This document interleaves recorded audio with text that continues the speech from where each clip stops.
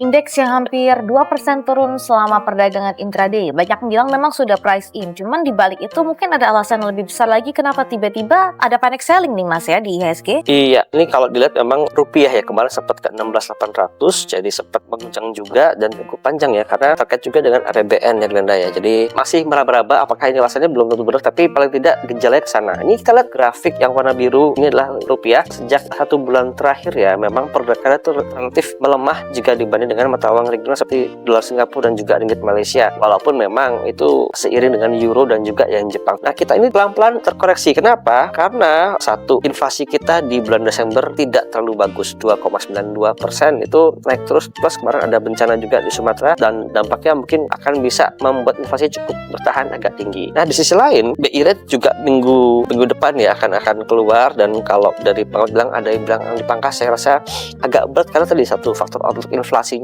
cukup tinggi. Jadi kalau misalnya inflasi cenderung naik, BI rate yang dipangkas itu malah akan semakin memperberat pergerakan rupiah. Jadi tampaknya BI mungkin akan menahan dulu sambil pemerintah akan berjibaku untuk menurunkan inflasi. Jadi kalau inflasi bisa turun itu lebih aman untuk rupiah. Nah, faktor lainnya adalah PBN kita yang kemarin sudah hampir mentok threshold defisitnya di 2,92% ya, dan dari analis Citi bilang kemungkinan bisa tembus 3% di APBN 2026 ini. Jadi memang tidak bagus juga outlooknya karena sepanjang 10 tahun terakhir itu sudah berhasil dijaga ya di bawah 3%, tidak breach dari peraturan, walaupun ketika COVID itu sempat di breach tapi masih dimaklumi karena semua negara mengalaminya, butuh dana besar untuk penanganan COVID itu segala macam. Jadi itu breach, tapi setelah itu berhasil dijaga dan di bawah 3%. Nah, dengan langkah program pemerintah yang ekspansif cenderungnya seperti program prioritasnya yang butuh dana besar seperti MBG itu membuat cenderung khawatir ya di tengah ekonomi yang melambat, tentu penerimaannya akan melambat. Karena kemarin kenapa kita hampir mentok 3% di 2,9%,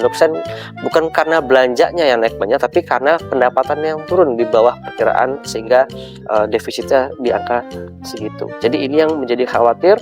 Kalau saya bridge itu dampaknya kemana, kita akan lihat di pasar obligasi. Jadi SBN akan kembali ada net sell, dan kalau net sell di SBN tentu rupiah juga akan lanjut terkoreksi. Jadi lebih kepada kepercayaan pasar terhadap kredibilitas fiskal Indonesia itu sudah dijaga selama 10 tahun oleh Bu Sri Mulyani, dan mudah-mudahan Pak Pur bisa kembali menjaga itu.